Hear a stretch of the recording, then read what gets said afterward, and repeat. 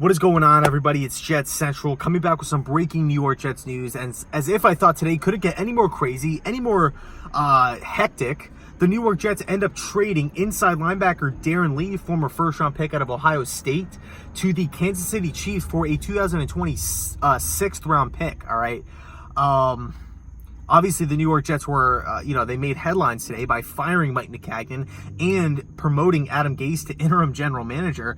And for the first move of Gase's tenure as general manager of the New York Jets, we trade Darron Lee for a future sixth-round pick. All right. I understand the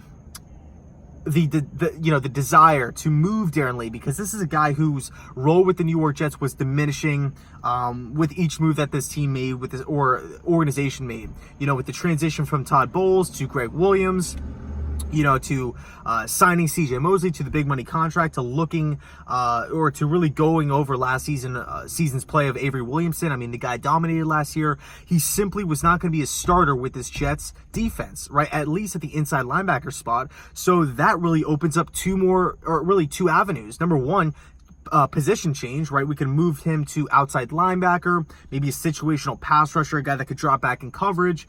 But to switch your position this late into the off season, right? He could have spent the whole off season doing, working to become that outside linebacker pass rusher off the edge. But that obviously did not happen. So really, you kind of shift your attention to, okay, what's left? What is the next best thing Darron Lee can do to contribute to this Jets team? And it was just to be a backup inside linebacker, right? A guy that could just step in and get some quality starts if, a guy like Avery or CJ goes down with an injury or something crazy like a suspension, right? He's a good, reliable backup player. And Gase obviously thought that the 2020, the future sixth-round pick, is worth more than Lee. So I know there's going to be a lot of Jets fans out there that are irritated with the draft compensation, and I could completely understand it. I also understand why the New York Jets were between kind of a rock and a hard place with Darron. Because, I mean, look, every single team out there knew that the Jets were going to have to move Darron at some point. Because he wasn't going to be signing a long-term extension with the Jets.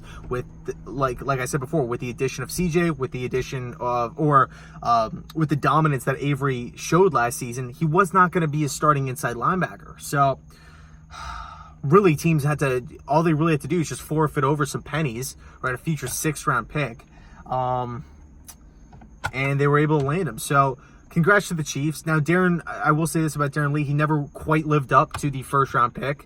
Or his first-round status. But he's still a guy that has a pretty high upside. He hasn't reached his potential. He's still a lot of room to get better in this league. He's always had some maturity issues. He's had some weight issues, right? He's never been the biggest guy.